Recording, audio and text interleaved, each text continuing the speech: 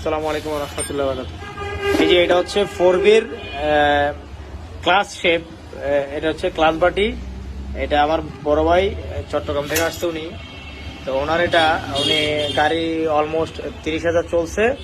তো উনি এর মধ্যে মনে হয় 2বার ক্লাস প্লেট চেঞ্জ করা হয়েছে। তো উনি যে জায়গা থেকে ক্লাস প্লেটগুলো চেঞ্জ করছে, এই জায়গায় এই যে নাটটা দেখতেছেন, এই নাটগুলা ম্যাক্সিমাম গ্যারেজে যন্ত্র না থাকার কারণে, মেশিন না থাকার কারণে ওগুলা বারে দিয়ে লাগায়, বারে দিয়ে খোলে। সেক্ষেত্রে হয় কি, শেপের ভিতরে একটা ব্যারিং থাকে, এটার ভিতরে ব্যারিং থাকে, ওই ব্যারিংটা ভাঙে দেওয়ার সম্ভাবনা বেশি থাকে।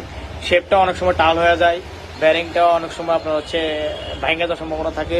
প্লাস হচ্ছে এই বাটির উপরে কিন্তু দাগ পড়ে, এই বাটির উপরে কিন্তু দাগ পড়ে যায়। তা আমি সবাইকে বলবো যে যারা ক্লাস প্লেট লাগান সেখান থেকে লাগান, অবশ্যই এই নাটটা অবশ্যই মেশিন দেওয়া খুলবে এবং মেশিন দেওয়া লাগাবে। হ্যাঁ, এখানে তো অন্যান্য গাড়ি পালসার, হিরো গাড়ি এখানে যে কলকির ভিতরে থাকে একটা নাট, ওটাও ম্যাক্সিমাম গুলা বার দিয়ে লাগাই। এটাতে নাই, এটাতে যারই আপনার হচ্ছে কাউন্টার প্রিমিয়াম দিয়ে লাগানো। তো যারাই লাগান অবশ্যই মেশিন দিয়ে লাগাবেন। তো এই হলো ভাইয়ের, এটা এর আগে লাগাইছিল কোপায়া, এখন আমি মেশিন দিয়ে টাইট করছি, যার কারণে এখন মোটামুটি একটা শেপের ভিতরে আসছে।